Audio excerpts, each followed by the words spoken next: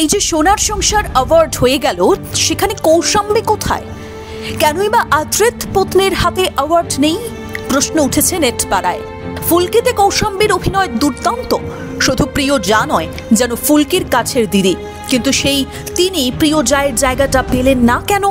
অথচ পর্দার খল চরিত্রে অভিনয় করে পর্নার বারংবার ক্ষতি করে প্রিয় জা হয়ে গেলেন মানুষই না।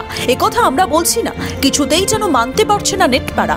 এ নিয়ে সমালোচনার ঝড় উঠে গেছে রীতিমতো। প্রশ্ন, কেন পুরস্কার পেলেন না কৌশাম্বী? কেউ বলছেন পার্সিয়ালিটি হয়েছে, কেউ বলছেন অনেক কারসাজি করা হয়েছে এই অ্যাওয়ার্ড অনুষ্ঠানে। আবার এক নেটিজেনের মন্তব্য, পুরস্কৃত করা হয়েছে অযোগ্য মানুষদের। আবার একজন তো সোজা সাপটা বলে দিয়েছেন, প্রিয় খলনায়িকার পুরস্কার দেওয়া হয়েছে প্রিয় জাকে। আবার এক অনুরাগী মন থেকে লিখলেন, এত মানুষের ভালোবাসা, এটাই তো বড় পুরস্কার। সবার মনের মণিকোঠায় জায়গা করে নিলেন কৌশাম্বী। সম্প্রতি সোনার সংসার অ্যাওয়ার্ড 2025-এ প্রিয় জা হিসেবে নিমফুলের মধু থেকে মৌমিতা অর্থাৎ মানসী সেনগুপ্ত অ্যাওয়ার্ড পেয়েছেন।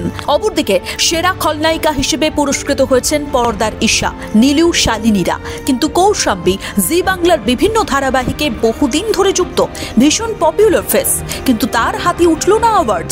তবে হ্যাঁ, সেরা পরিবার হিসেবে ফুলকি পুরস্কার পেয়েছে। আর এখন ফুলকিতে কৌশাম্বী অভিনয় করছেন। তাছাড়া মিঠাইতে কৌশাম্বীর অভিনয় তো দেখেছেন, সেখানেও একদম ফুল মার্কস। তারপর আদ্রিতের সঙ্গে বিয়ে, সেই বিয়ের অনুষ্ঠানকে কেন্দ্র করেও চর্চার শিরোনামে চলে আসেন অভিনেত্রী।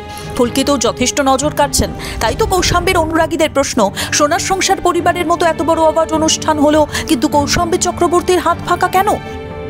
আসলে বহু দর্শক প্রিয় জা হিসেবে কৌশাম্বীকেই মনে মনে ভীষণ ভালোবেসেছিলেন। যদিও অভিনয়ে মানুষই কম যান না, নিমফুলের মধুতে তার তুখর অভিনয় মনে রাখার মতো। কিন্তু কিছু নেটিজেনদের দাবি, মানুষই প্রিয় খলনায়িকা হতে পারতেন আর প্রিয় জা হতে পারতেন কৌশাম্বী। যদিও কে কোন বিভাগে অ্যাওয়ার্ড পাবেন, সেক্ষেত্রে যারা বিষয়টা বিচার বিবেচনা করেন তারাই ঠিক করেন। এক্ষেত্রে বিবেচনা করার নানান বিষয় থাকে, তাই কর্তৃপক্ষ যাকে মনে করেছে তাকেই পুরস্কার দিয়েছে।